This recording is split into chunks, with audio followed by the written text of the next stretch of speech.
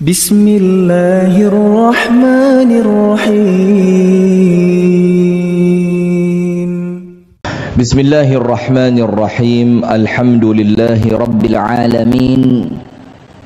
Assalatu wassalamu ala asyrafil anbiya'i wal mursalin, nabiyyina wa sayyidina Muhammadin wa ala alihi wa sahbihi ajma'in.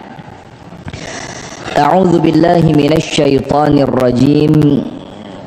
Ya ayyuhalladzina amanu taqullaha haqqa tuqatih wa la tamutunna illa wa antum muslimun.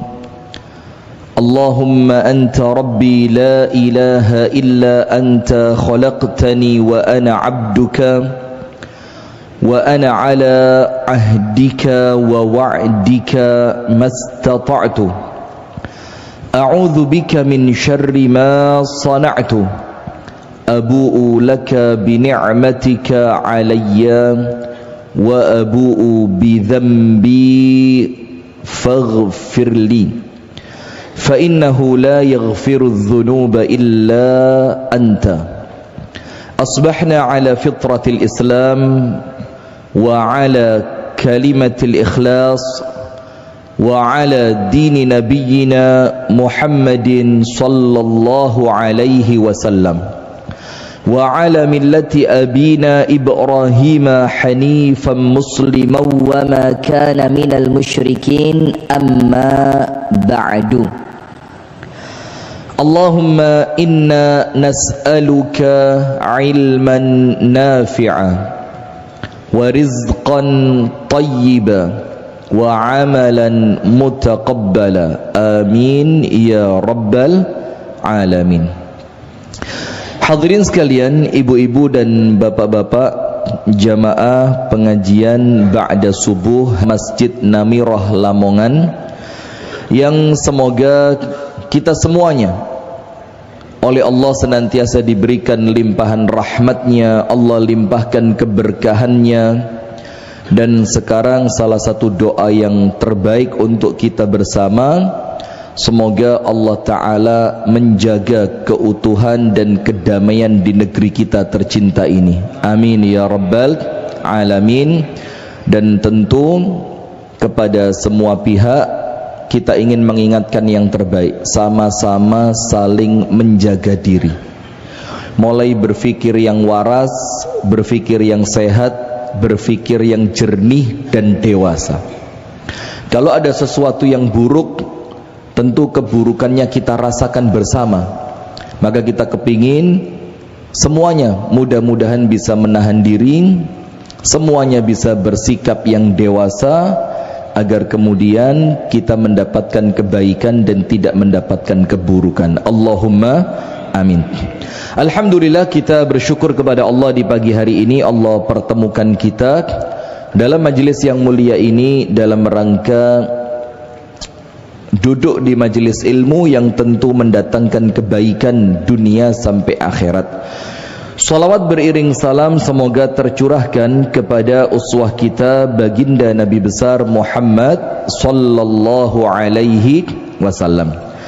Hadirin sekalian, di pagi hari ini kita akan mengambil tema yang dasar saja, karena sekarang ini memang serba susah. Kita sampaikan materi yang terlalu tinggi, kita sampaikan materi yang cukup jelimet, itu terkadang manfaatnya juga tidak terlalu besar.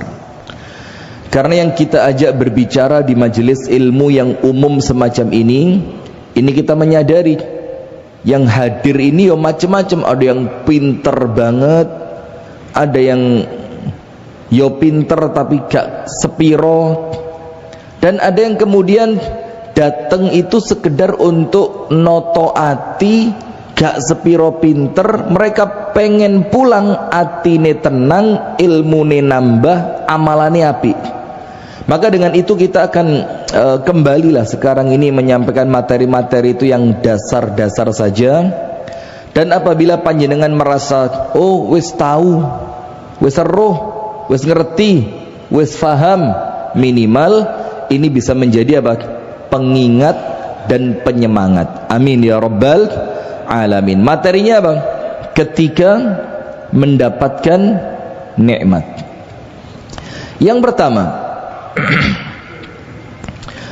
ketika kita mendapatkan nikmat itu hadirin, maka perhatikan nikmat Allah itu banyaknya luar biasa.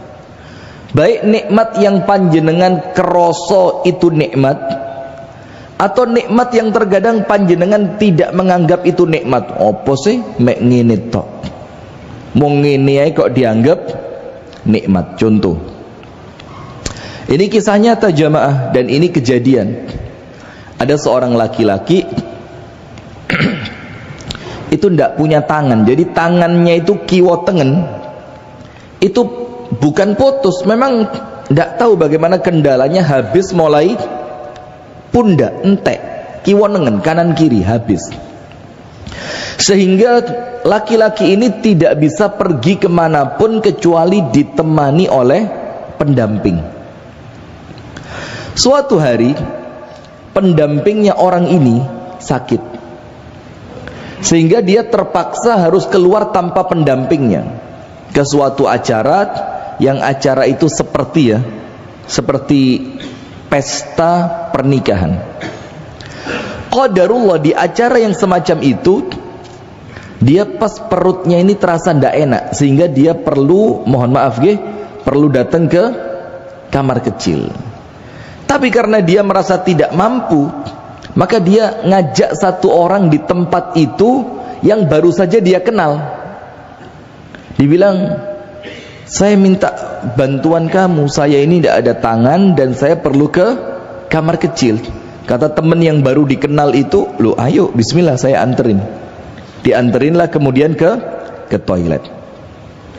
Sampai di toilet, laki-laki yang tangannya dua-duanya itu putus, buntung tadi, itu ngomong sama temennya, loh jangan ditinggal sampai sini, kamu ikut saya masuk ke dalam.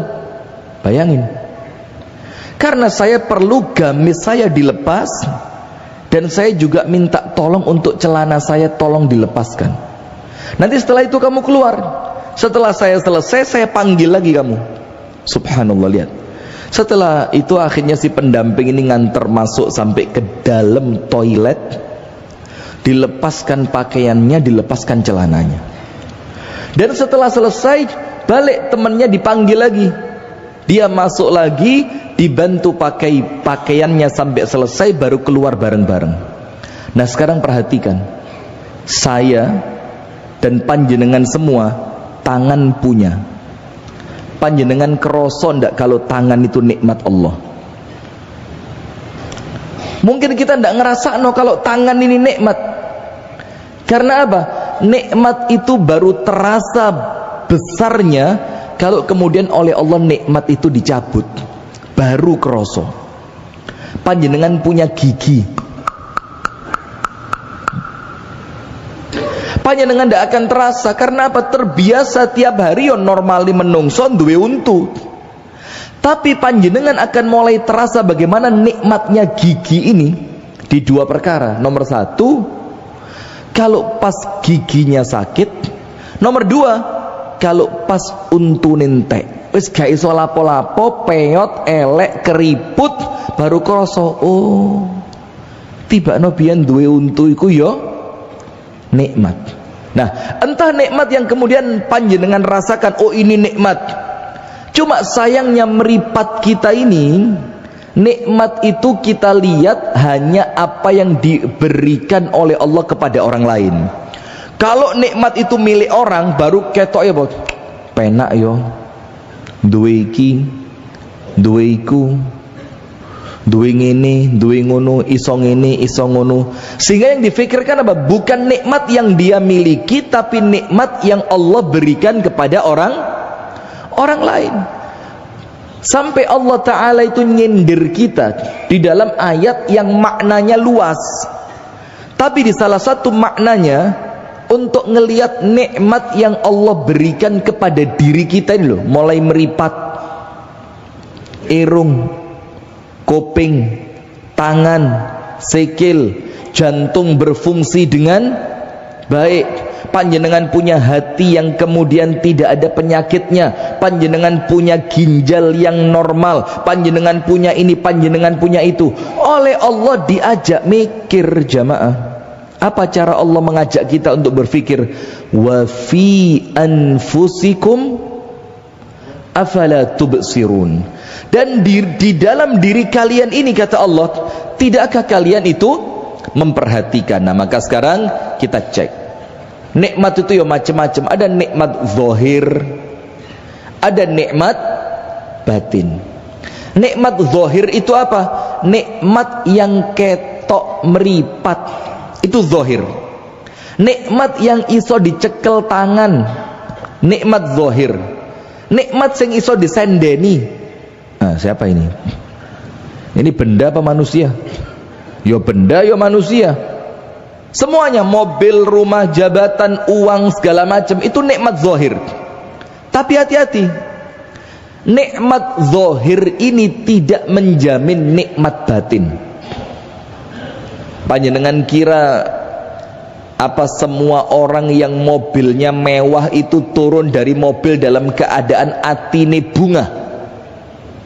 Coba dijawab. Apa setiap orang yang turun dari mobil mewah iku atine mesti bunga?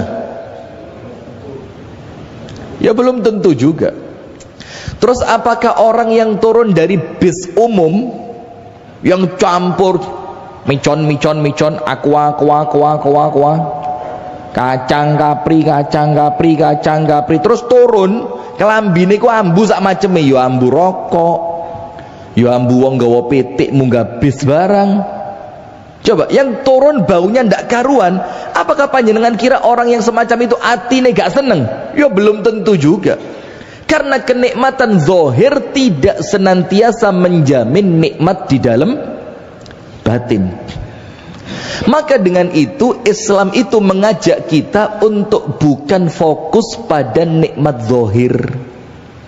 Panjenengan tidak diminta punya rumah yang tinggi, besar, mewah, ndak ada tuntutan.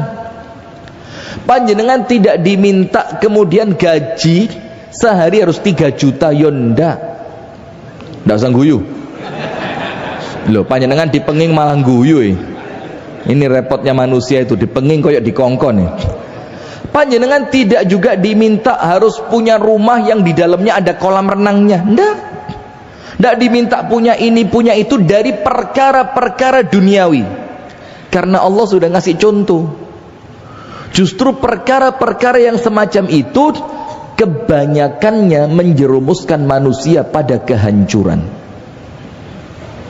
Allah ngasih contoh Fir'aun. Apa yang terjadi? Tenggelam. Allah memberi contoh Qarun, sama tenggelamnya. Cuma Fir'aun di laut, Qarun di telan bumi. Allah ngasih contoh bagaimana orang-orang yang jaya secara duniawi gagal di dalam mensyukuri. Tapi banyak orang-orang yang dalam tanda kutip ketoke gagal di dalam perkara duniawi, tapi dia sukses di dalam sabar. Maka itulah sampai Al-Imam Ibnul Qayyim Al-Jauziyah itu mengatakan apa? Wa fil islami maqamatun kathiratun. Kata Ibnul Qayyim, di dalam Islam itu Pak, ada makom. Makom itu apa? Kuburan, ngawur. Makom itu apa? Level, jenjang derajat seorang muslim. Maqamatun kathirat. Ada makom level kedudukan yang banyak sekali. Ada kata Ibnul Qayyim Al-Jauziyah, ada makom zuhud. Jani ya sugih tapi wonge nyantai banget. Kumpul siapapun bisa. Entuk alhamdulillah, ilang ya rapopo. Itu ada makom zuhud. Ada juga makom tawakal. Orangnya pasrah banget sama Allah. Wes sing penting kerja, ra usah repot. Wayahe salat ya ditinggal salat. Wayahe poso, dulure iktikaf di masjid, ya bismillah, kerjane dimandeki dhisik tak melu iktikaf. Tawakalnya kuat. Ada orang itu dengan makom ridho. Allah bikin sakit, mboten napa-napa Gusti Allah, kula lilo, saya ridho. Ketika Allah takdirkan putranya, Allah takdirkan akhirnya meninggal dunia, ndak apa-apa ya Allah, saya ridho. Ada makom tobat. Tadi malam saya nerima telepon, Masya Allah, ada perempuan berselingkuh dari suaminya. Biasanya umumnya yang selingkuh siapa? Menuduh. Ndak boleh. Ya jangan gitulah, ya tenang saja. Sabar Bu ya, Panjenengan ndak usah ikut-ikutan demo di masjid, ndak usah. Biasanya nun sewu nggih, maaf ya, cuma keumuman yang kita tahu. Biasanya kan wong lanang ya. Ini ternyata perempuannya, istrinya selingkuh. Dan a'azzanallahu wa iyyakum sampai zina. Tapi kemudian dia nyesel, dia nangis, dia tobat, dia takut azab dari Allah. Subhanallah, itulah makom tobat. Ada juga yang lain makom cinta kepada Allah. Kalau urusannya sama Allah terbaik, terbanyak, serius, fokus. Dia karena cinta. Tapi kata Ibnul Qayyim Al-Jauziyah, dari semua makom-makom level yang ada tadi, yang paling top makomus syukur. Level apa? Syukur. Itu yang paling top kata Ibnul Qayyim. Nah, maka dengan itu jamaah, di dalam Islam tadi panjenengan tidak direpoti dengan nikmat zahir. Panjenengan tidak disuruh begini begitu, enggak. Tapi Islam itu mengajak panjenengan dipindah dari nikmat zahir sing gak mesti nyenengke ati, panjenengan diajak lebih fokus pada nikmat batin. Nikmat apa? Batin. Karena apa? Nikmat batin itu jamaah minimal keuntungannya 3 dibanding nikmat zahir.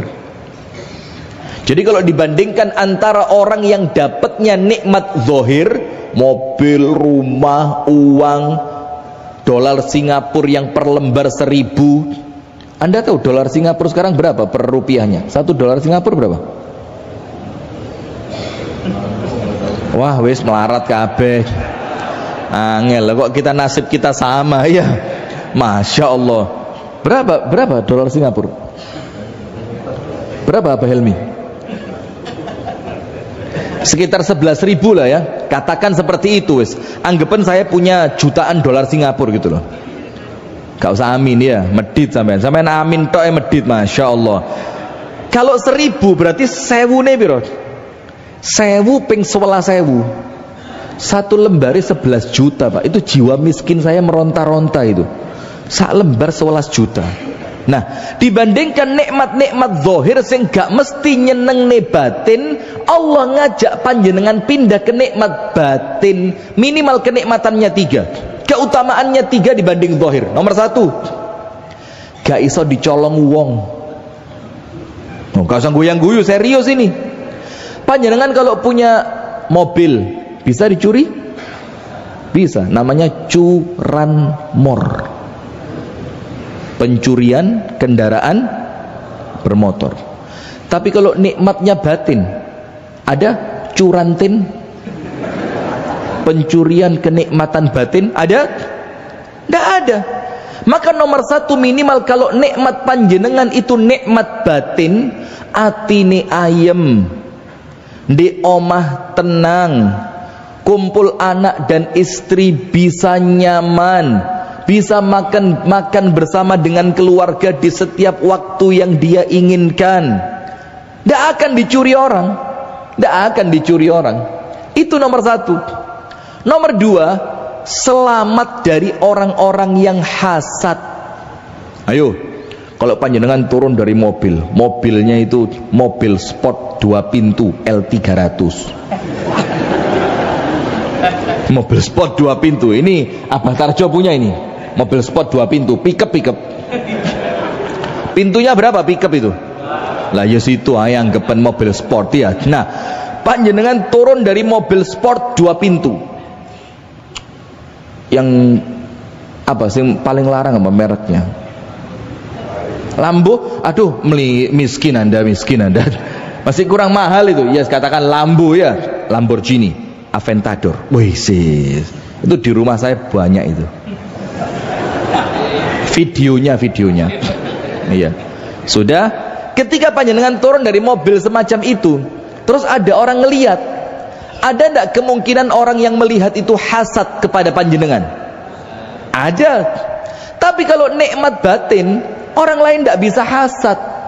Karena nikmat batin itu untuk anda nyenengke, untuk orang lain juga tidak menjadikan silau matanya.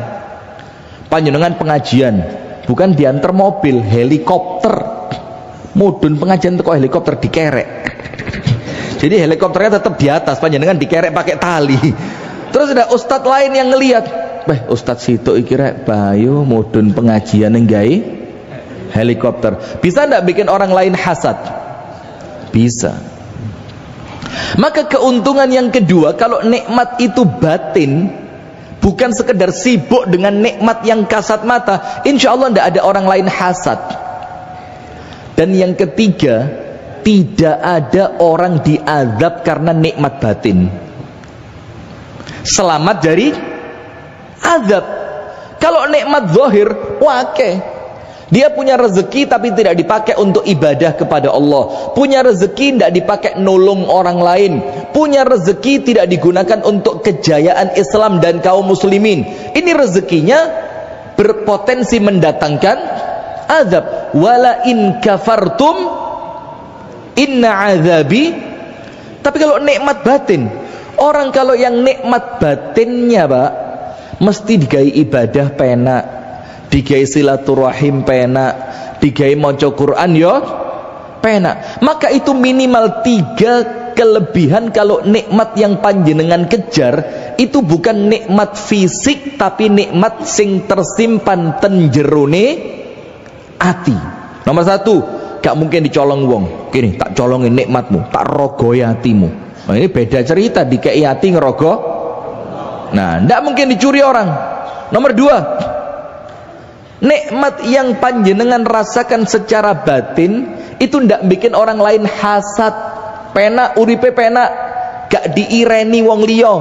Panjenengan kumpul siapapun bisa. Yang ketiga, insya Allah tidak akan mendatangkan adab. Nah, maka dengan itu Islam itu ngajak panjenengan ojo bingung golek fisik duniawi, tapi sibuklah mencari kenikmatan yang tersimpan di dalam hati. Contoh begini jamaah, Nabi Muhammad sallallahu alaihi wasallam. Kalau panjenengan bilang Nabi Muhammad kaya, itu ya tidak salah, boleh, tergantung persepsinya masing-masing. Wong Nabi Muhammad itu ya pemberian dari harta rampasan perang banyak. Setiap ada daerah kekuasaan baru, Nabi Muhammad pasti punya jatah di sana. Kemudian kalau ada delegasi dari luar negeri, pasti membawa hadiah. Belum lagi dari para sahabat, orang-orang kaya, pasti. Tapi kalau dibilang Nabi Muhammad itu miskin, ya tidak salah juga. Karena apa? Istri beliau sallallahu alaihi wasallam radhiyallahu taala anha itu mengatakan apa? Lewat bulan di rumah kami, lewat lagi bulan di rumah kami, dan lewat lagi bulan di rumah kami, dan kami tidak punya apapun yang bisa dimasak. Coba, Nabi loh ini Pak.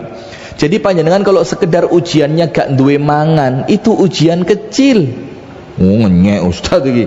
Gak tahu ngerasa nih, loh bukan masalah gak tahu ngerasa nih.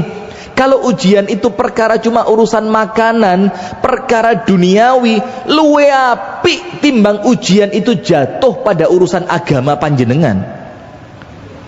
Di rumah ndak ada makanan, panjenengan entuk pahala Pak, ya wis tak poso ae. Pahala tidak?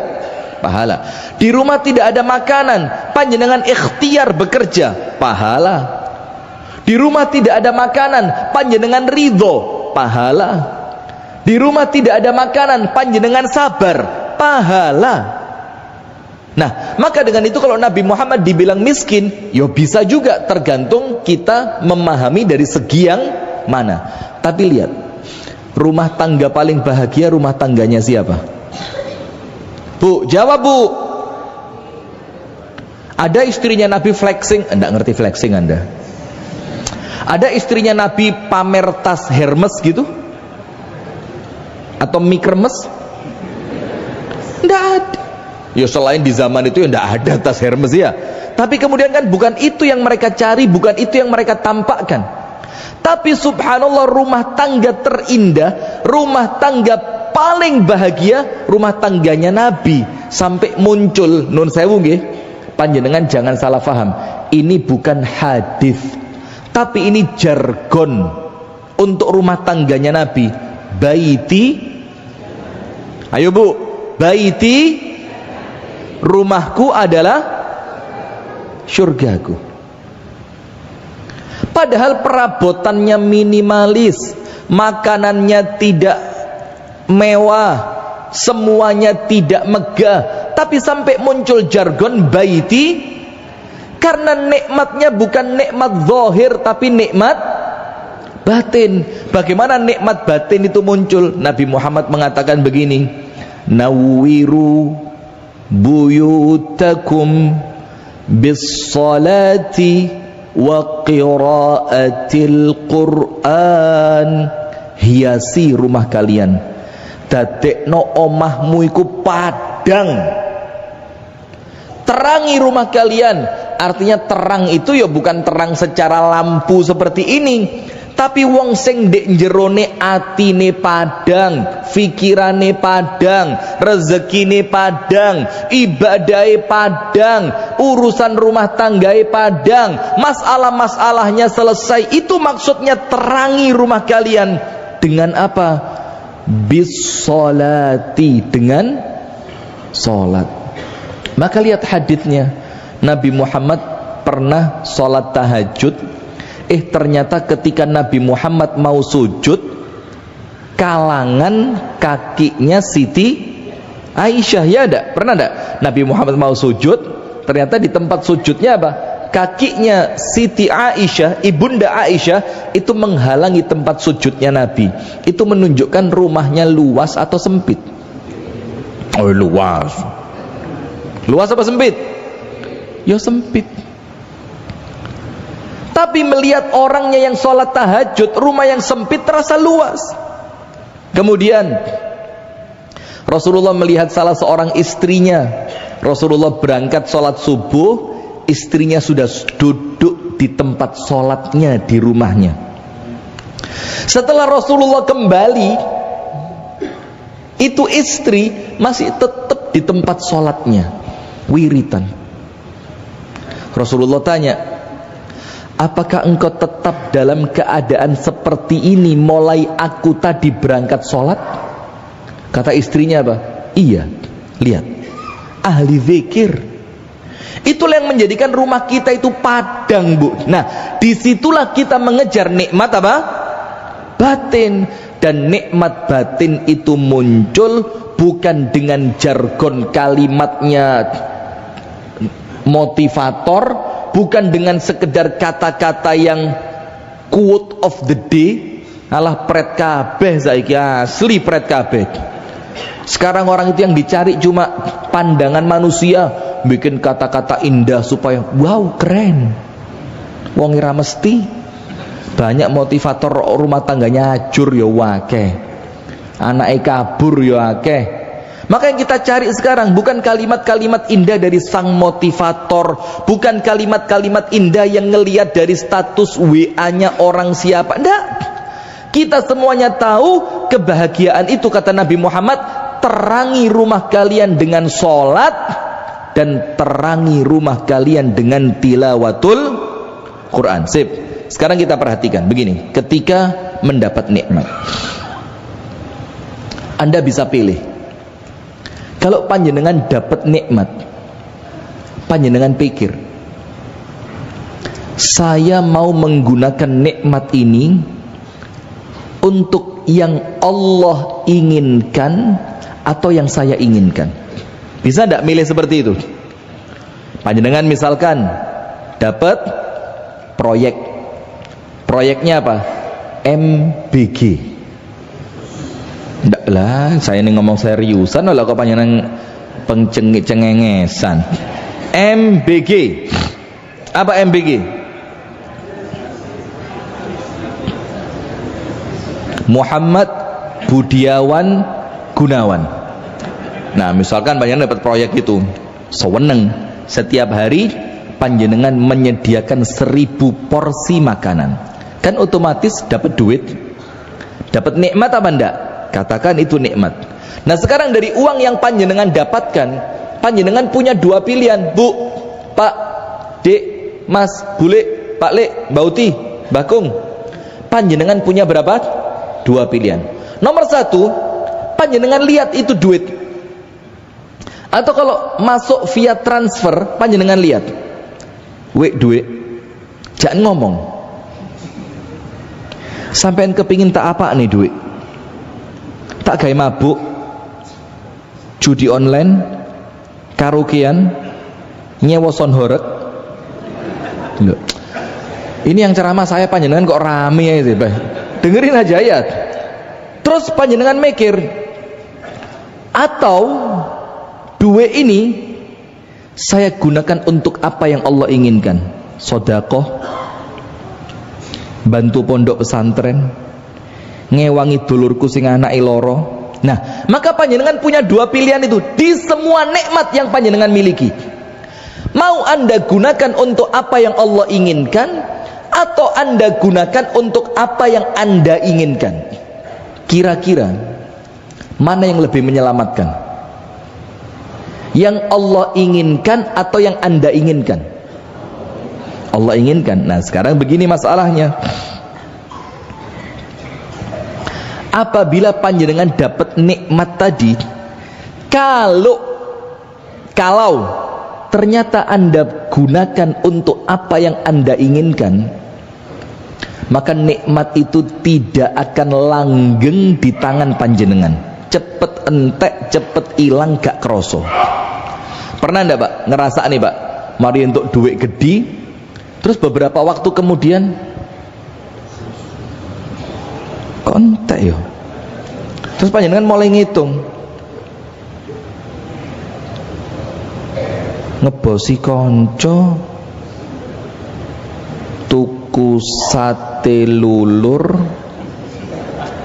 mentek 400. Terus rekreasi nang kebon binatang Surabaya, entek mek 300. Terus tuku kuota HP 150. Loh, tapi kok entek? Kenapa? Karena nikmat itu Anda gunakan untuk keinginan Anda. Sementara ketika Anda gunakan untuk keinginan Anda, yo entek sekedar keinginan. Tapi sebaliknya, Anda gunakan untuk apa yang Allah inginkan.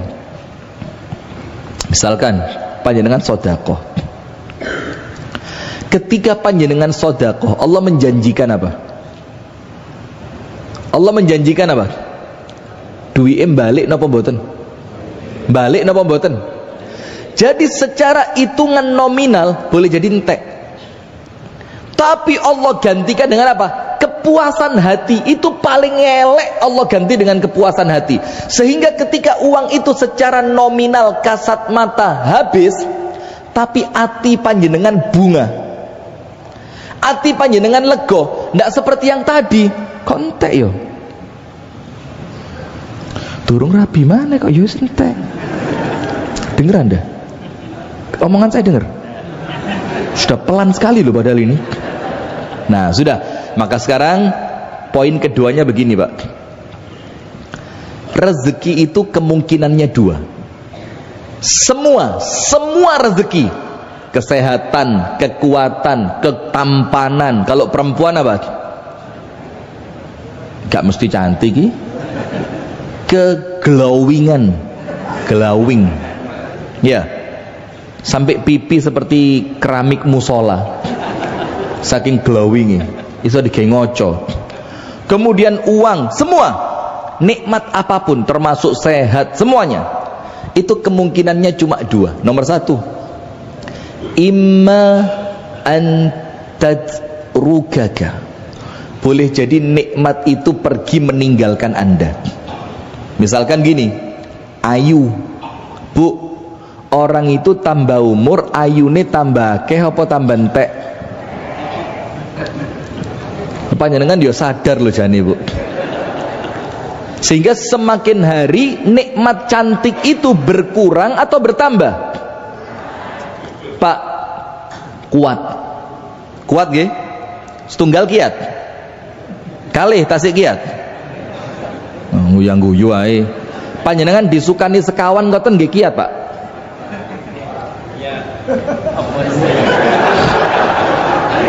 Mobil. Oh, panjenengan guyu mawon Pak. Disukani. Nah, nikmat kuat. Saya mau tanya, nikmat kuat itu bertambah dengan bertambahnya usia atau berkurang? Berkurang. Mentoke umur 40, 41 turun, 42 turun, tambah entek. Itu menunjukkan sadar ataupun tidak, pada suatu titik nikmat itu akan meninggalkan panjenengan. Itu kemungkinan pertama. Nikmate ngalih, panjenengan ditinggal sama nikmat itu. Jadi ketika panjenengan mulai dapat nikmat, atine ditoto, nikmat ini tidak abadi. Atine ditoto. Tujuannya apa? Kalau sewaktu-waktu nikmat itu sama Allah diambil, panjenengan boten stres. Tahu cerita zaman dulu? Ya mudah-mudahan ini tidak diedit ya. Ada perempuan nyimpen uang di bank miliaran. Lah kok ternyata banknya itu apa, zaman likuidasi. Masya Allah, korban ya atau pelaku dilikuidasi. Terus insya Allah panjenengan tahulah siapa yang saya ceritakan nih. Terus perempuan itu stres, dan cuantik, masuk ke kantornya bank itu, kemudian joget-joget di atas mejanya. Mana uangku? Ayo kalian mau teriak apa? Ini bank milik saya karena uang saya tidak bisa dikeluarkan sekian miliar. Ingat tidak cerita itu? Kenapa kok sampai dia seperti itu? Karena ketika nikmatnya datang, karena dia bukan seorang muslim, dia ngotot nikmat ini milikku, harus tetap membersamaiku, gak oleh hilang. Maka saking medite, sampai disimpan di bank yang harapannya dia gak bakal hilang, lah kok malah hilang. Karena jiwa kerakusan dan jiwa memiliki itu yang menjadikan perempuan tadi tidak rela, akhirnya gila ketika nikmatnya hilang. Orang Islam ngerti. Allah berfirman apa?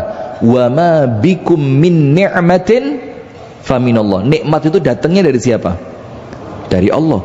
Kalau nikmat itu datangnya dari Allah, panjenengan faham tidak kalimat inna lillahi wa inna ilaihi rajiun?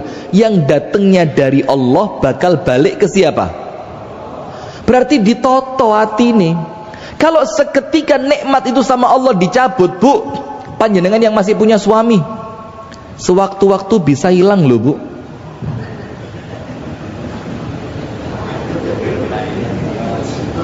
Bukan mulai, serius ini. Dari tadi sudah mulai. Bu, eman-emanen. Sewaktu-waktu suami itu bisa hilang. Kemana? Diambil orang, meninggal dunia. Nanti lewes mati baru getun. Mas, ojo musisi. Kata suaminya, apa wingi mbok ilok-ilokne terus mbok sentaki kopi saiki mati mbok tangisi. Langsung jerit, "Loh, kok iso ngomong, Mas?"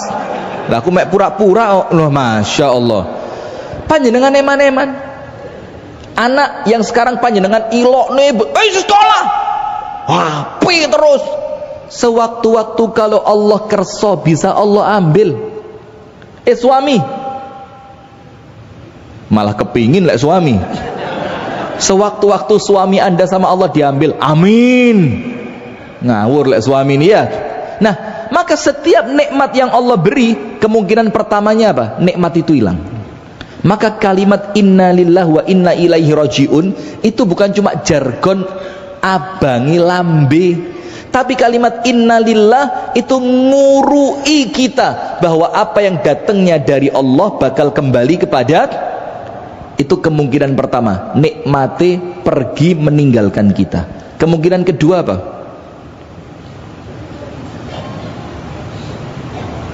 Nikmatnya masih ada, panjenengan yang pergi meninggalkan nikmat itu. Orang kaya bisa mati enggak? Sik sugih lho, mobilnya masih banyak, bisa mati? Berarti dia meninggalkan apa? Meninggalkan nikmatnya.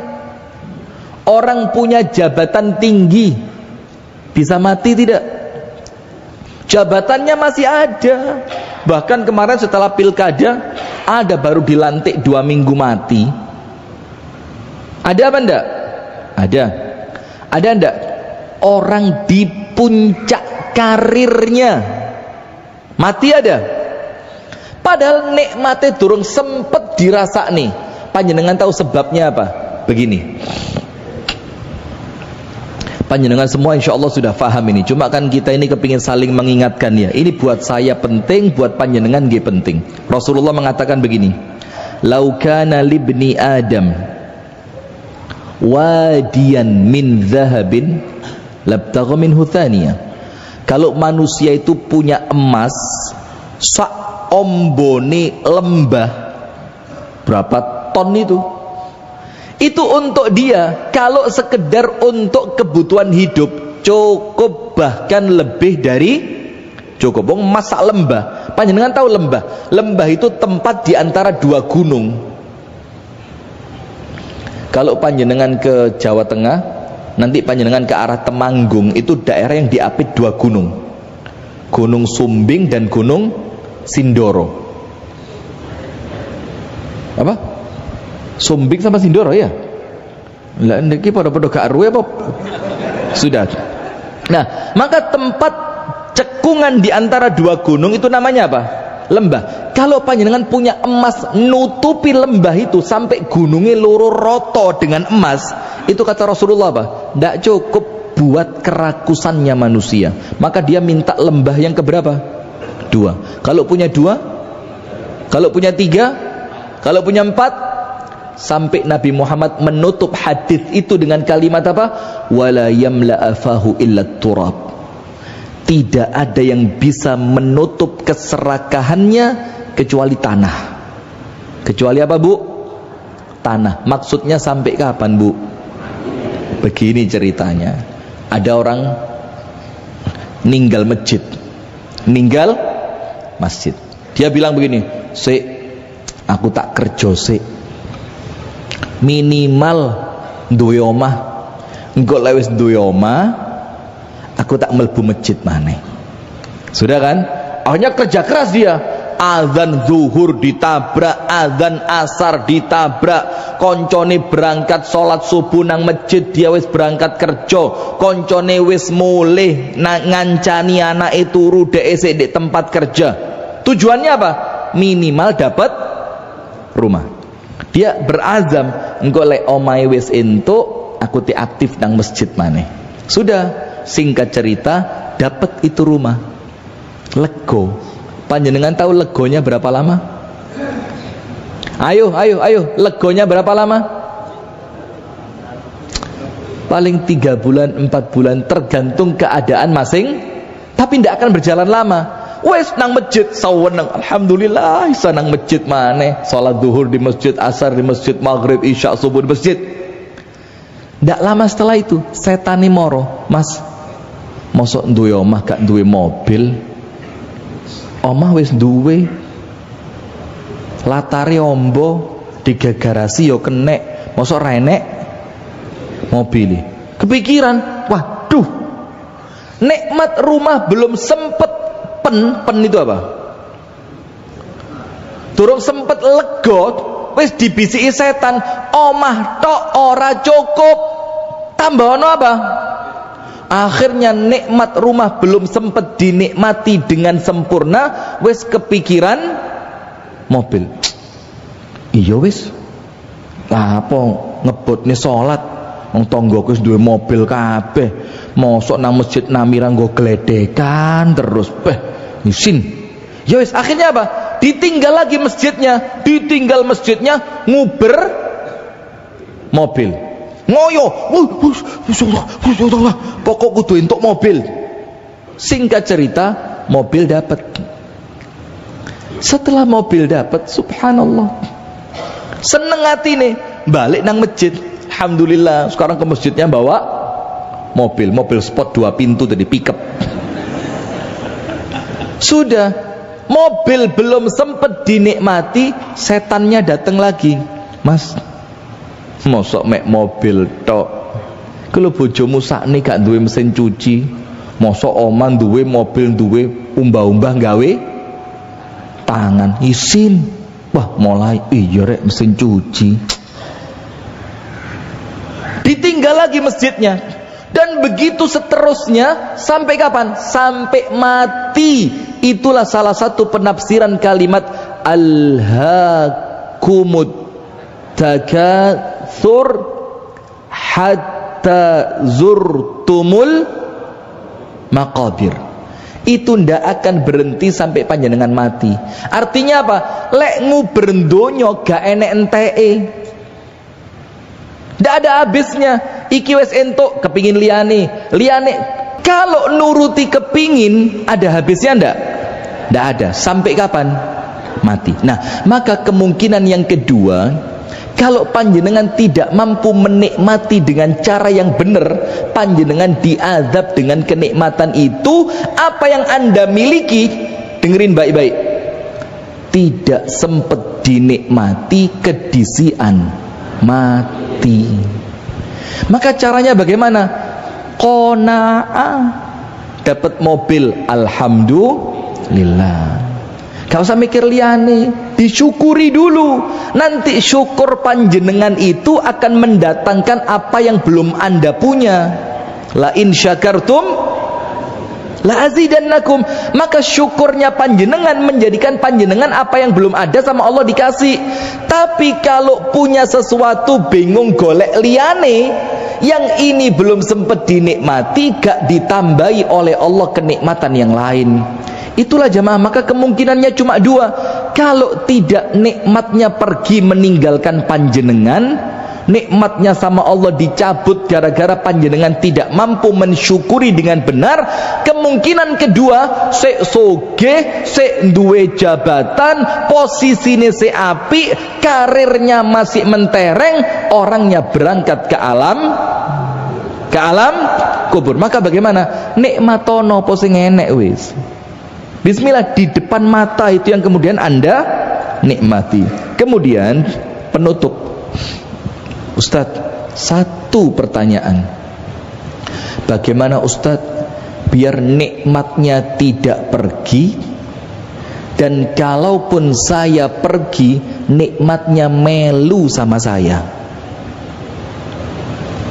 Ya, Pak. Yang pertama, bagaimana supaya nikmat itu tidak pergi meninggalkan saya? Karena semua orang setiap dapat nikmat pasti punya kekhawatiran. Gini. Kita itu kan awalnya sendiri dan terakhir bakal balik sendiri. Saya punya paman dan saya tinggal di rumahnya lama di Jakarta. Rumahnya besar, megah, masya Allah, kamarnya banyak. Bahkan ketika saya kuliah di Jakarta, sama paman saya dikasih 1 kamar yang paling bagus, masya Allah. Mudah-mudahan panjang umur, sehat walafiat. Sudah suatu hari, anak paman saya ini mulai ada yang nikah, pindah rumah, ada yang kuliah, ada yang kerja.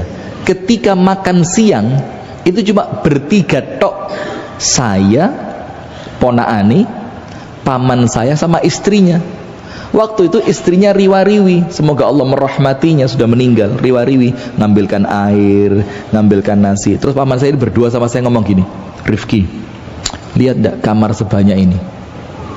Gak manfaat ternyata. Kita itu pertamanya sendiri bakal balik sendiri. Maka setiap orang, Pak, podo kabeh, mesti punya kekhawatiran. Nah, tapi intinya ada caranya biar nikmat-nikmat itu ndak ninggal panjenengan. Bu, tak kasih contoh. Begini, Bu. Panjenengan kerjanya di panjenengan orang Lamongan, kerja di Malang, perusahaan besar. Sama perusahaan panjenengan dikasih mes. Mes itu apa? Pemain Barcelona itu loh.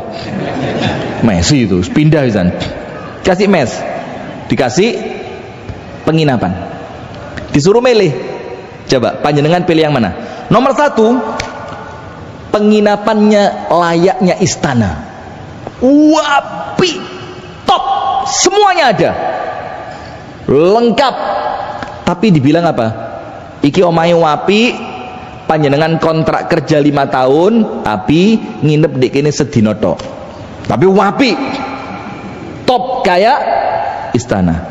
Pilihan kedua, boleh menempati selama 5 tahun, tapi sederhana.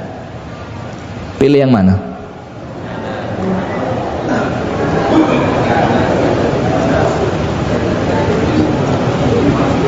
Nggak usah malu jawaban. Istana tapi sewengi tok, sederhana tapi sak lawase. Kalau panjenengan milih istana, hari kedua, ketiga dan seterusnya lontong. Itu keluwen kabeh. Lontang lantung. Tapi masih sederhana, tapi jaminan mutu sak lawase. Itu nomor 1. Sekarang yang kedua, disuruh milih di istana selamanya, sak lawase di istana, atau di rumah sederhana semalam tok. Yo kayaknya sing gendeng lek ngene ya. Semuanya pasti yang namanya istana dan selamanya. Milih mana? Istana dan selamanya. Nah sekarang Ustadz, maksudnya contoh itu apa sih? Begini, panjenengan dikasih nikmat sama Allah, ada caranya biar nikmat itu jadi selamanya. Perempuan cantik, wayu pol, seperti siapa? Gadis Lamongan. Saya dapat cerita katanya Lamongan ini Masya Allah manis-manis gitu katanya. Kenapa? Lanjut. Terus dari kecantikan itu panjenengan pamerkan. Wah, panjenengan jadi selebgram. Wah, selebgram. Endorse skincare, endorse lipstick, endorse alis, blush. Lah. Ya ngerti. Tapi kecantikan Anda ketika hilang hanya menyisakan azab neraka, karena waktu cantik digawe pameran. Sebaliknya, waktu cantik dijogo banget, pakai jilbab yang rapi, bahkan kalau mampu pakai cadar biar tidak menjadi fitnah untuk orang lain. Nanti kecantikan itu kalaupun hilang sama Allah dibalekno kekal di akhirat yang selama-lamanya. Itulah ibarat milih seneng tapi sedilu, opo ngempet sedilu tapi senenge saklawase. Nah, maka dengan itu jamaah, kalau dapat nikmat jogo diri, dimpet ojo kebangetan. Dimpet untuk apa? Dimpet ojo digawe maksiat. Dimpet untuk bisa berbagi dengan orang lain. Ditahan agar kemudian nikmat ini mendatangkan ridho dari Allah. Kalau panjenengan bisa ngempet sebentar, apa yang terjadi? Nikmat selamanya akan Allah berikan. Amin ya rabbal alamin. Jazakumullah khair wa barakallahu fikum. Itu yang dapat kami sampaikan di pengajian kali ini. Semoga ada manfaatnya. Kurang dan lebihnya saya memohon maaf. Hadanallahu wa iyyakum ajma'in. Subhanakallahumma wa bihamdika asyhadu an la ilaha illa anta astaghfiruka wa atubu ilaik. Assalamualaikum warahmatullahi wabarakatuh.